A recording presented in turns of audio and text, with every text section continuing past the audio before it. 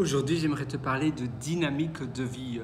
En effet, quand tu as une vie finalement dynamique, quand tu crées des déclencheurs qui rendent les actions de ton quotidien dynamique, beaucoup plus rapide, tout le reste va couler. Tout le reste va aller finalement très rapidement parce que quand ta vie est dynamique, comme par exemple ici, je vais te donner un exemple. Je terminais de faire une fonctionnalité de vérification par SMS sur une application de nourriture pour la société pour laquelle je travaille actuellement à Sydney. Et puis après, directement, je me dis, voilà, j'enclenche cela directement avec une prise de café. J'ai bu un peu un café. Et puis après, directement, je me suis dit, voilà, je vais un peu lire. Et puis après, je vais tout simplement un peu me reposer. J'ai fait une mini sieste. Je suis rentré chez moi à la baie Elisabeth, qui n'est pas très loin du centre-ville, du centre des affaires de Sydney. Et puis après, je me suis dit, je retourne ici, dans mon espace de coworking, comme tu peux le constater. Et je me suis dit, voilà, là, je vais simplement faire un module de mon cours Udemy de programmation. J'ai fait cela ça a duré 20 minutes, c'est un tout petit module. Et puis après, j'ai dîné. Dîner, c'est plus un petit 4 heures, on va dire. Un petit 4 heures ou plus ou moins un déjeuner assez tard, assez tardif. Et puis après, directement, j'ai enclenché avec une vidéo avec toi. Et tu vois, c'est finalement tout s'enclenche. Et puis après, je vais sortir d'ici. Je vais certainement prendre un vrai dîner. Et puis après, j'ai un avion à prendre demain matin à 6 h du matin. Donc, je vais certainement passer une nuit blanche. Je vais peut-être suivre des cours en ligne, vidéo, ou bien écouter peut-être un livre audio sur mon téléphone. Pour être honnête avec toi, là, je ne sais pas encore. Mais ça serait bien que finalement, j'enclenche cela avec d'autres choses. Je dois d'ailleurs organiser ma soirée, ma nuit plutôt, un peu comme des dominos finalement. Des dominos qui tombent l'un après l'autre. Si ta journée est organisée de cette manière-là, de la manière de domino, tout s'enclenche. Et ainsi, c'est rythmé par des dynamiques d'habitude. Ici, ce n'est pas vraiment une habitude. Si, finalement, principalement durant ma journée, je fais plus ou moins des choses similaires. Et je sais par quoi je vais enclencher après. Parfois, je travaille par bloc. Par bloc de temps, ça veut dire que je vais avoir 90 minutes à faire quelque chose. Directement après, je prends une pause de 10 à 15 minutes. Et puis après, j'enchaîne directement avec une tâche de 90 minutes. Et puis à nouveau, je prends une petite pause. Et si ma tâche dure plus de 90 minutes, je me dis non, c'est pour demain. J'avais prévu de faire pendant peut-être 1 h 30 une chose.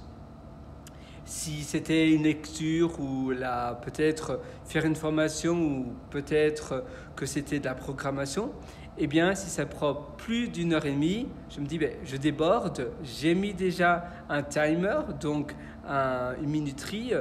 Ça sera pour demain, pour la même tâche, mais demain matin, à la même heure. Mais aujourd'hui, c'est fini. Et ça, on appelle finalement du time boxing. Donc, ce n'est même pas un bloc de temps, c'est du time boxing. Si tu ne peux pas dépasser, si tu dépasses, tu dois terminer, c'est pour après. Ainsi, tu es sûr que tu ne vas pas empiéter dans d'autres plages horaires de tes journées. Parce que très souvent, c'est très tentant d'être en retard pour tout, d'être à la bourre pour tout. Et surtout, si on a des réunions, c'est encore pire parce qu'on fait patienter d'autres personnes. Si tu as un rendez-vous chez le dentiste ou chez le médecin, c'est aussi assez dangereux. Si tu dois aller travailler, moi je suis salarié à temps plein, donc si je fais des choses ce matin et que je suis en retard pour aller au bureau à 9 h, c'est pareil. Souvent je vais vers 8 h 30, mais si j'arrive après 9 h, dans la société où je travaille, malheureusement, c'est flexible, mais si, c'est flexible. Mais bon, peut-être c'est psychologique aussi, ça dépend de la perception. Parfois, on trouve que peut-être ils vont moins bien prendre cela que dans d'autres sociétés. Mais bon, c'est comme ça me va très bien sinon. Et par contre, si tu dépasses, donc si tu te dis, voilà, je me donne une demi-heure tous les jours, pendant une demi-heure, je fais cela. Mais si la tâche en question prend plus de temps et que tu t'autorises cela, tu seras en retard pour toute ta journée. Le time boxing peu importe si tu n'as pas terminé, ça sonne, tu arrêtes, tu passes à l'autre chose que tu avais prévue. Tu rythmes tes journées de cette manière-là. Et ainsi, d'accord, c'est frustrant de ne pas pouvoir terminer.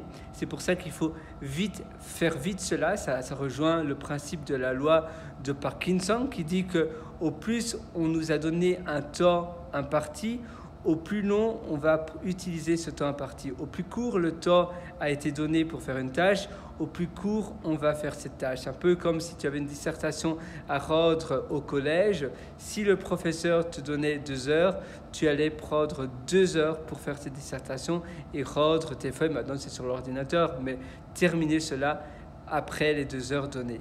Si on t'avait donné 1 heure, tu aurais peut-être pu le faire pendant 1 heure. Peut-être moins bien fait, peut-être pas aussi perfectionniste, mais tu aurais su le faire. Eh bien, c'est pareil dans tes journées grâce au timeboxing. Maintenant, c'est vrai que l'être humain déteste avoir le sentiment de l'inachèvement. Ça veut dire de terminer, finalement de se dire, voilà, ma tâche, au revoir. Je ne l'ai pas terminé complètement, c'est pas complètement complété, mais je dois passer à autre chose. Et donc on sait que ça n'a pas été complètement complété.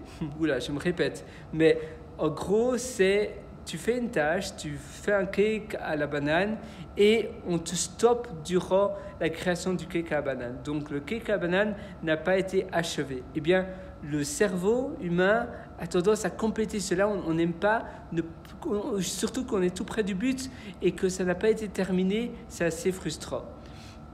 Et c'est pour cela que timeboxing c'est bien, mais parfois au début ça peut être un peu frustrant. Parce que pour les petites tâches où on y est presque, on s'y met encore 5 minutes, encore 5 minutes. Évidemment pour les longs projets, parfois on jette l'éponge, mais pour les petites choses, parfois on se dit encore 5 minutes, encore 5 minutes. Mais ici le problème c'est qu'alors tout va être en retard et donc tu vas pas pouvoir... Tu vas donner plus de valeur à une tâche qu'à une autre dans tes journées et ce n'est pas juste finalement. Si tu t'es donné ces tâches-là dans les rythmes de tes journées, par exemple si moi je loupe un repas à cause de mon travail qui prend plus de temps, eh bien je dénigre, finalement je mets mon travail, pour moi finalement ça veut dire que mon travail est plus important que ma santé et donc je dénigre ma santé, je mets ma santé...